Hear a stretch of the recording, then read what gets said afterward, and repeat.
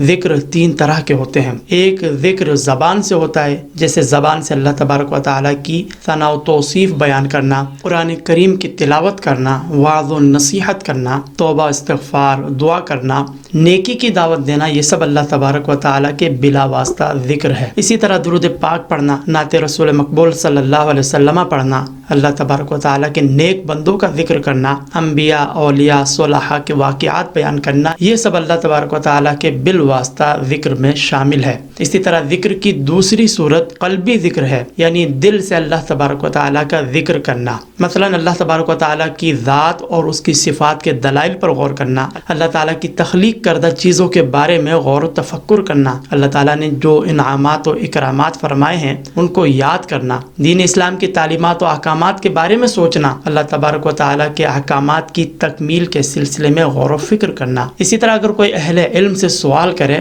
تو اب اہل علم کا مسائل شرعیہ پر غور و فکر کرنا بھی ذکر قلبی میں شامل ہے۔ اسی طرح ذکر کی تیسری قسم اعضائے بدنی کے ذریعے ذکر کرنا ہے، یعنی جسمانی اعضاء کو اچھے کاموں میں مشغول رکھنا اور برے کاموں سے روکنا بھی اللہ تبارک و تعالیٰ کے بالواسطہ ذکر میں شامل ہے۔ مثلا ایک شخص نماز کی ادائیگی کے لیے مسجد کی جانب رخ کرتا ہے، مسجد کی جانب جاتا ہے، تو اس کا یہ چلنا بھی اللہ تبارک و تعالیٰ کا ذکر ہے۔ اسی طرح کسی بھی نیک کام کے سلسلے میں اپنے اعضاء کا استعمال یہ ذکر خدا میں شامل ہے۔ اسی طرح اعضاء کو برے کاموں سے روکنا بھی ذکر خدا میں شامل ہے، جیسے فحش گوئی سے رک جانا، بد کلامی سے رکنا، الغرض ہر وہ بدنی جسمانی فعل کے جس پر عمل کی وجہ سے کسی خلاف شرع امور کا ارتکاب ہوتا ہو، اگر کوئی اس سے رک جائے، زبان کو خلاف شرع باتوں سے روک دے، ہاتھ پاؤں کو خلاف شرع امور سے روک دے، تو ان ممنوعات شرع سے رک جانا بھی اللہ تبارک و تعالیٰ کے ذکر میں شامل ہے۔